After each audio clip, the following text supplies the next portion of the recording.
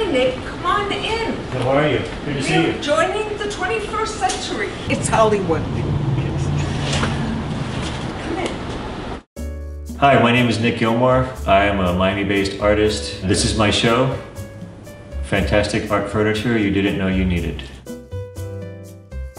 How do you feel about your work being conceptual and functional? I've thought for a long time about the idea of function and how function is subjective. You know, how art has many functions and so can furniture. A lot of people might come to the show and they say, well, this is furniture, this is not art.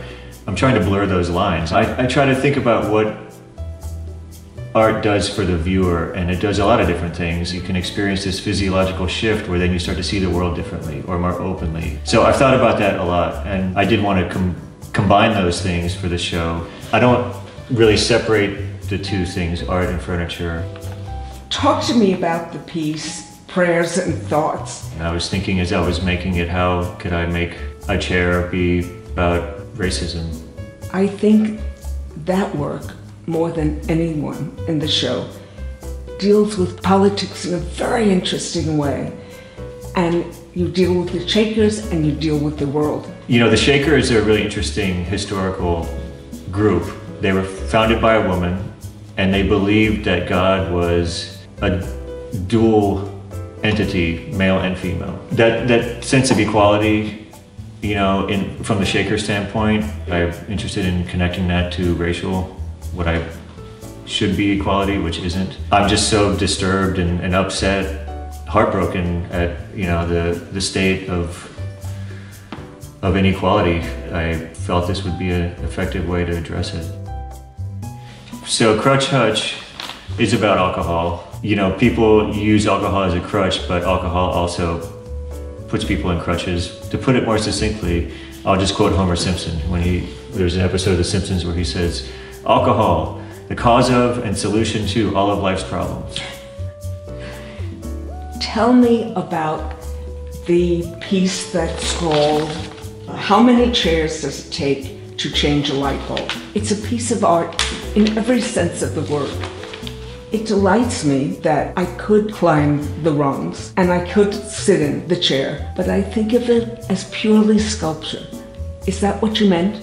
I wanted it to be a sculpture, but I also wanted it to be multi-use. So you can sit in it, you can also climb it to change a light bulb. I mean, I've been into Nakashima for years. His live edge, you know, plank benches and whatnot. Growing up, actually, my family has a sawmill back in Alabama, and so we would get these big slabs of wood, and I have made several pieces that contain that sort of form. I make the live edge things occasionally because the restraint on my part, it lets the wood speak for itself. That's part of the whole philosophy, and there's sort of a zen of it, letting it be and not having the artist come in and trample all over it with their ego. I mean, this one is obviously doesn't have that restraint. It's very exact.